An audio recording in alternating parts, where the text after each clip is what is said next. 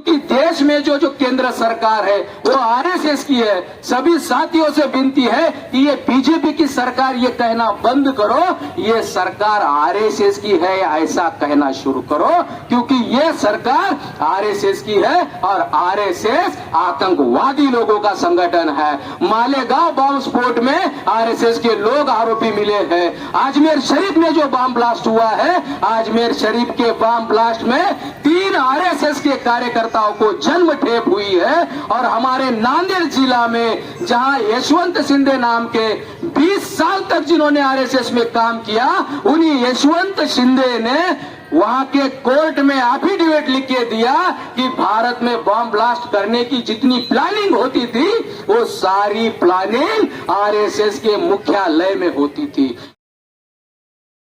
तो मुझे ज्यादा बोलने की आवश्यकता नहीं है, अगर कुछ बातें आपको बताना भी जरूरी है, क्योंकि ये जो हम कारवां चला रहे हैं, ये जो आंदोलन चला रहे हैं, जैसे ही हमने 6 अक्टूबर को ये आंदोलन किया या 6 अक्टूबर की तैयारियां हम पूरे देश भर में कर रहे थे, और वो आंदोलन रोकने के लिए आरएसएस के माध्यम से जो गतिविधियां की गई, वो गतिविधियां संविधान के विरोध में जाकर आरएसएस को करनी पड़ी थी।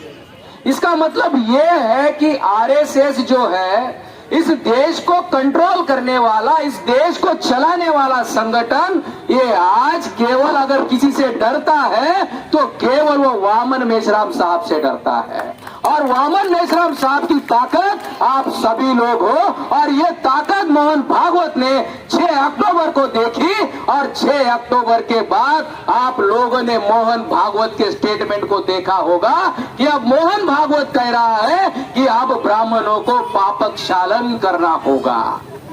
अरे इतने सालों से तुम इस देश में जाति व्यवस्था बनाकर अपना वर्चस्व प्रस्थापित किया और देश में इन बहुजनों को गुलाम बनाया, और आज केवल एक आंदोलन को देख के तुमने कहा कि हमको पापक शालन करना चाहिए।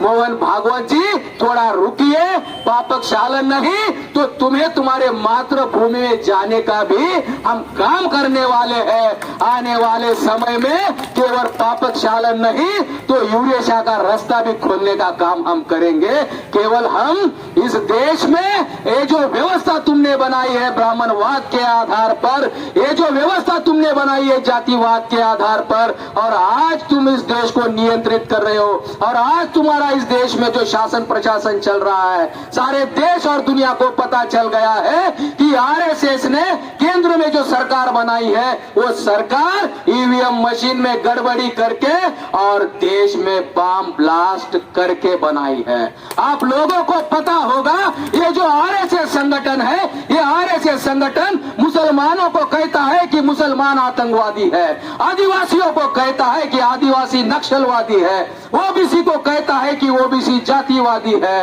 और जो शेड्यूल कास्ट के लोग हैं उनको कहता है कि आरक्षणवादी है, और खुद को आरएसएस कहता है इस देश के हम सबसे बड़े राष्ट्रवादी हैं।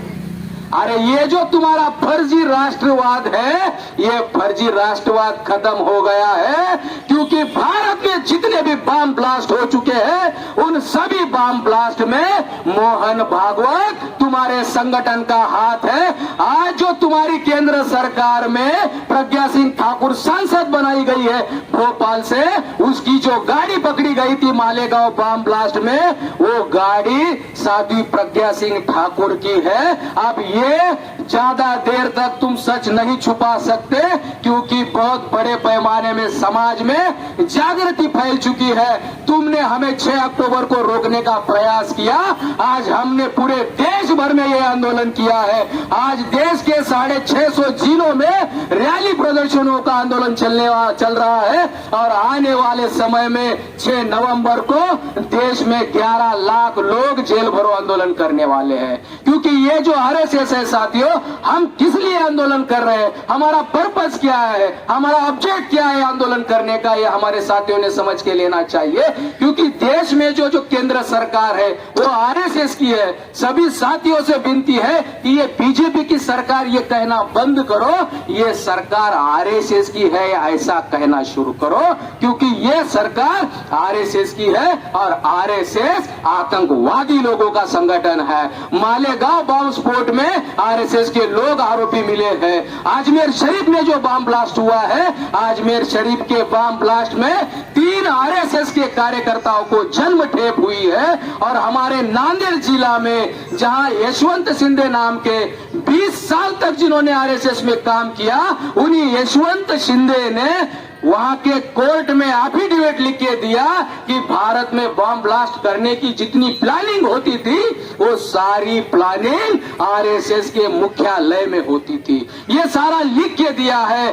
फिर भी इस देश को ये आरएसएस के लोग दूसरी गलत तरीके से चलाने का प्रयास कर रहे हैं। हमारे कार्यकर्ताओं से विनती है कि ये आरएसएस की पोल खोल करना हम लोगों को बहुत जरूरी है। और इसका जो फर्जी राष्ट्रवाद है, इसका जो ये गलत नीतियां है, इसका विरोध और इसको समाज में जाकर बताना बहुत जरूरी है। आपने देखा होगा क्योंकि मोहन भागवत की अब जबान जो है वो सारी लड़खड़ा गई है।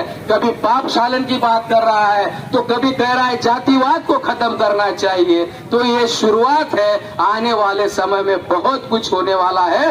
अभी तो ये धीरे धीरे आगे बढ़ रहा है, आने वाले समय तक पता नहीं मोहन भागवत क्या से क्या बोलते जाएंगे।